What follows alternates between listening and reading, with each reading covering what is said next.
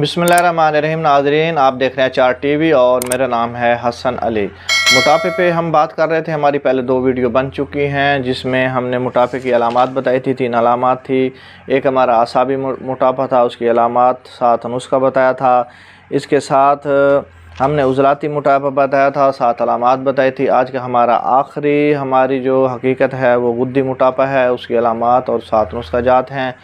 तो आप देख लेंगे, जो आपकी अलामात बनेंगी उसके हिसाब से आप नुस्खा बना सकते हैं घर में।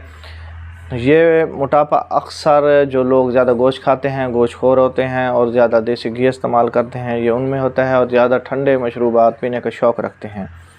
ये गुद्दी उज़लाती तरीक़ की अलामत है। इसका इलाज गुद्दी आसाबी तरीक़ से करेंगे।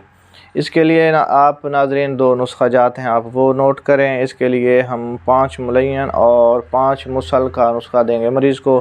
5 मुलय्यन का नुस्खा पहले भी मैं वीडियोज़ में बता चुका हूँ, तो आज फिर भी मैं आपको बता देता हूँ, आप नोट कर लें। सूंड 150 ग्राम, नुशादा ठेकरी 30 ग्राम और काली मिर्च 10 ग्राम और सना मक्की 80 ग्राम। इनका सफ़ूफ बना के ये आपने 3 टाइम लेना है। और 5 मुसल, इसी में जो 5 मुलय्यन का नुस्खा बताया है, इसी में हम रेवंद असारा 5 तोला अगर हम डाल देंगे तो ये हमारा 5 मुसल का नुस्खा बन जाएगा।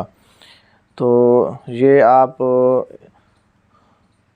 तकरीबन आसान होगा बनाना। ये 5 मुलय्यन का बना लेंगे और 5 मुसल के लिए सिर्फ आप रेवंद असारा 5 तोले ले लेंगे, तो वो उसी पाउडर में आप मिला के आपका दोनों नुस्खा ये आसानी से तैयार हो जाएंगे।